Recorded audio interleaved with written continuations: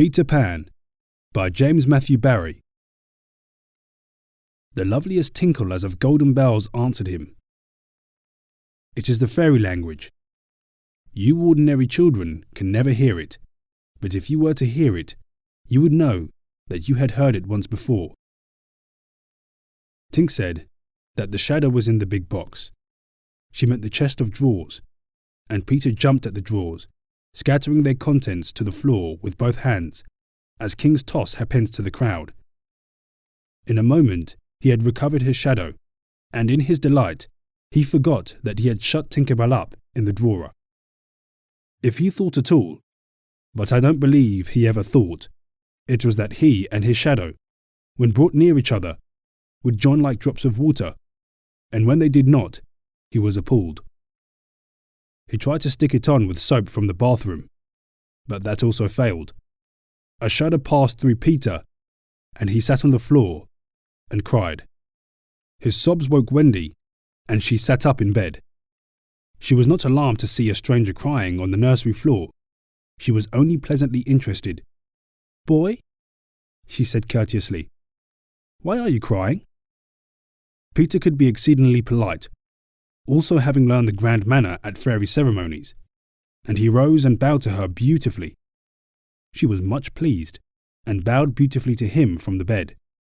"What's your name?" he asked. "Wendy Moira Angela Darling," she replied with some satisfaction. "What is your name?" "Peter Pan." He was already sure that he must be Peter, but it did seem a comparatively short name. "Is that all?" "Yes," he said rather sharply. He felt for the first time that it was a shortish name. "I'm so sorry," said Wendy Moira Angela. "It doesn't matter." Peter gulped. She asked where he lived. "Second to the right," said Peter. "And then straight on till morning." "What a funny address." Peter had a sinking. For the first time he felt that perhaps it was a funny address. "No, it isn't," he said. "I mean," Wendy said nicely, remembering that she was hostess. "Is that what they put on the letters?" He wished she had not mentioned letters. "Don't get any letters," he said contemptuously. "But your mother gets letters." "Don't have a mother," he said. Not only had he no mother, but he had not the slightest desire to have one. He thought them very overrated persons. Wendy, however, felt at once that she was in the presence of a tragedy. "Oh, Peter, no wonder you were crying," she said, and got out of bed and ran to him. "I wasn't crying about mothers," he said rather indignantly. "I was crying because I can't get my shadow to stick on. Besides, I wasn't crying." "It has come off?" "Yes." Then Wendy saw the shadow on the floor, looking so draggled, and she was frightfully sorry for Peter. "How awful!" she said.